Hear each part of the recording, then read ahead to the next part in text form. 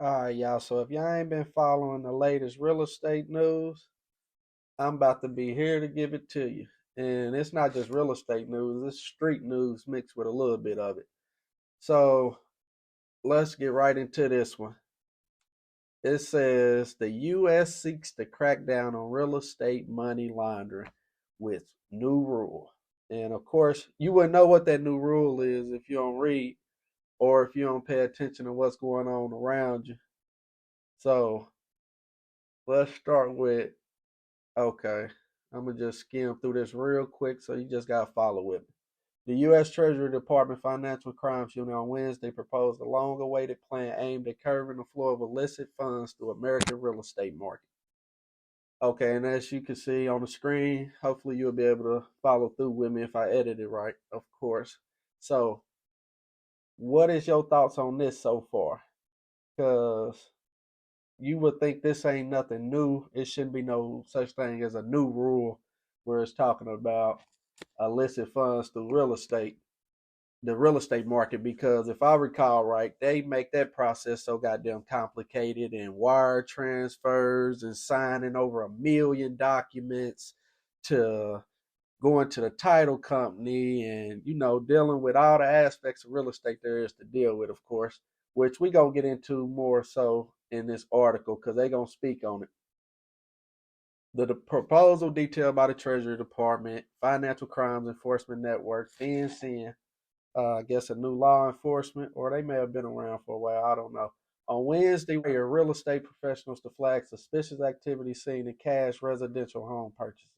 Okay, so boom, that should explain right there what I meant by the long process that goes into purchasing real estate. Of course, using lending services or just getting credentials. Period. This one's talking about cash deals. Cash deals are pretty fast, and that's more so preferred what most homeowners are looking for when they selling because they're in a tight spot. They want to get their hands on some cash fast, and that's where wholesalers is pretty popular in today's day and age when it comes to real estate. But they also hated by real estate investors because they can make or break a deal for sure, whether they greedy or not, or if they just in it to make a couple dollars they sell. But long story short, you can get a cash deal done in a week or two. Once you do your research on the house, you get the title search done, see if there's any liens, judgments, stuff of that nature. So you can close fast once you for sure of that. But here it says title insurance companies, lawyers, and certain other professionals involved in such deals will have to file reports for any non finance sale or transfer of residential properties to an entity or trust, according to FinCEN's proposal. Okay, so right here, they talking about you, your realtor, the title company, the lender you use, and your grandma.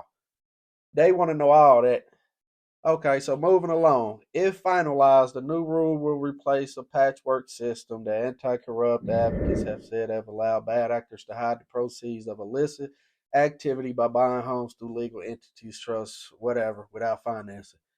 And this one, I would always say is targeted at people in the streets, people that's still hustling. But I'm going to take it a step farther and say that this one applies heavily to even immigrants. So that's talking about y'all, amigos. Y'all can pretty much buy whatever type of real estate y'all want right now and had a house built in 2 days with the teams that y'all be having. So that's a compliment, but it's also a warning. They targeting y'all specifically. So moving along, last year, Treasury Secretary Janet Yellen's, whatever the fuck her name is, said that criminals for decades have anonymously hidden such ill-gotten gains in real estate, estimating 2.3 billion was laundered through U.S. real estate between 2015 and 2020. Goddamn. Okay, so now I can kind of see why they mad. I ain't even gonna lie, cause that's a lot of fucking money right there. Goddamn. Hold on, let's read that one more time. Estimating 2.3 billion was laundered through U.S. real estate between 2015 2020. Okay, so now let me pipe down because I ain't excited. That's a lot of fucking money, but if y'all gonna do it in real estate, do it in the stock market too. let's just put it out there, because I'm pretty sure way more money was laundered through the stock market from 2015 to just 2016. Forget 2015 all the way through 2020. So, like I said, save that shit. And these just my opinion. These just my thoughts on it. Maybe you agree, maybe you don't. Who gives a fuck? But moving along, financial institutions have long been expected to flag suspicious activity to regulators, but cash real estate transactions generally have not been subject to such rules. What was the coincidence? The new requirements would demand real estate professionals involved in such transactions collect and report data to FinCEN about the property being sold, the seller, the beneficial owner of any legal entity receiving the property.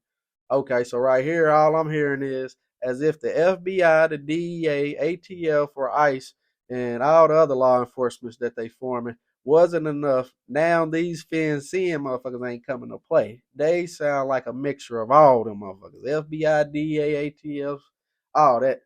That's why I say right here. They FinCEN, okay, report data to FinCEN about the property being sold, the seller, the beneficial owner of any legal entity received. Hey, they not playing. So I guess more of the story is, like I said, here's something that they passing that don't apply to me, but I thought a lot of people should definitely be aware of it, just to show how fast they changing laws and rules and regulations that maybe you're not even guilty of, but it's a gray area. And as long as they keep passing all these new rules and bills and all that, and you're not familiar with it, you won't know how to get ahead of it or fix it, or, you know, eliminate it all together, because like I said, it won't apply to you. But this one right here, yeah, they coming for you, amigos. They coming for you, my friends. I love y'all to death, but I feel like this one definitely targeted towards y'all for sure. I may be wrong, but I tried looking out. Peace.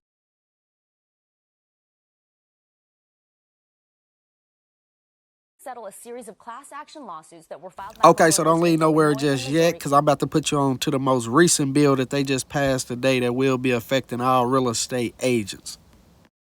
Settle a series of class action lawsuits that were filed by homeowners in Illinois and Missouri that claimed that real estate commissions violate antitrust laws, that basically they're artificially inflating these commissions. So the way it works now, you want to sell your house, you get a listing agent, and they're going to get 5 to 6% commission on the sale of your house. It's not typically anything you can actually negotiate. There's no real competition.